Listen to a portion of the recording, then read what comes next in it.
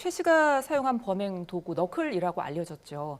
이게 지금 호신용품으로 많이 팔리고 있는 물품이라고 하는데 아, 어떻게 보십니까? 이게 너무 위력이 강력해서 해외에서 뭐 미국이나 유럽 같은 데서는 금지하는 물품이라고도 하던데 어떻게 보십니까? 맞습니다. 이게 너클 같은 것이 이제 해외 영화 같은 데 보면 가끔씩 이제 이런 싸움을 할 때 착용을 하는 게 나옵니다. 그래서 이렇게 손에다가 껴서 이렇게 주먹 앞에 이렇게 쇠 같은 것이 나오게 되는 그런 형태인데 예. 이게 단순하게 쇠가 나오는 형태도 있지만 뾰족한 것들이 이렇게 박혀서 더 치명적으로 이렇게 심각한 상해를 입힐 수 있는 그런 너클도 있다고 해요. 그런데 이것들이 지금 우리나라 같은 경우에는 온라인에서 굉장히 쉽게 구매를 할 수가 있고 그게 분류가 호신용품으로 보통 되는 것 같습니다.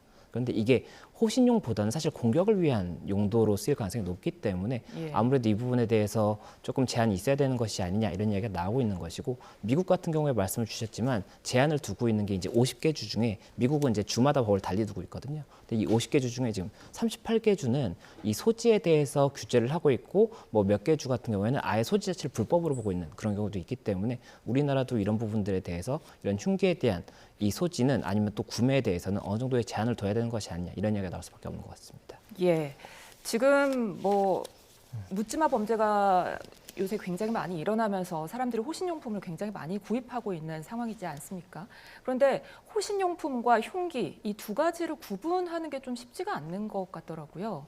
어떤 것들은 사전에 미리 소지를 하는 걸 경찰에 신고를 해야 되는 것도 있다고 하던데 어떻습니까? 맞습니다. 이 가스총 같은 경우에 이제 사전에 신고를 해야 되는 부분이 있고 또 네. 도검 같은 경우에도 사전에 신고를 해야 됩니다. 예. 그럼 이 신고를 할 때 경찰에서도 이 사람이 뭐 범죄 전력이라든지 이런 부분을 조금은 감안을 해서 이 허가 여부를 결정을 하는 것으로 알고 있는데 예. 지금 뭐 이 소지 허가가 필요 없는 호신용품 같은 경우가 이번 너클 같은 경우가 있을 수가 있는 것이고 네. 또 이제 뭐 이런 호신용 스프레이 같은 거 있지 않습니까? 예. 이런 경우에는 따로 제한이 없는 것으로 알고 있거든요. 예. 그렇다 보니까는 사실 스프레이 같은 경우에도 내가 범죄를 당할 상황에 놓이면 이것을 뿌려서 그 현장을 벗어날 수 있다 이런 취지인데 사실 공격용으로도 충분히 사용할 수가 있는 것이 피해자에게 이것을 뿌린 다음에 상해를 가할 수도 있는 겁니다. 예. 그렇다 보니까는 그런 부분들에 대해서 어느 정도의 기준점이 있어야 되는 것으로 보이고 예. 그리고 이게 어쨌든 지금 무분별하게 구매를 할 수 있다는 것 자체도 문제가 될 수가 있기 때문에 그런 부분들에 대해서도 조금 논의가 필요한 것이 아닌가 생각이 됩니다. 예.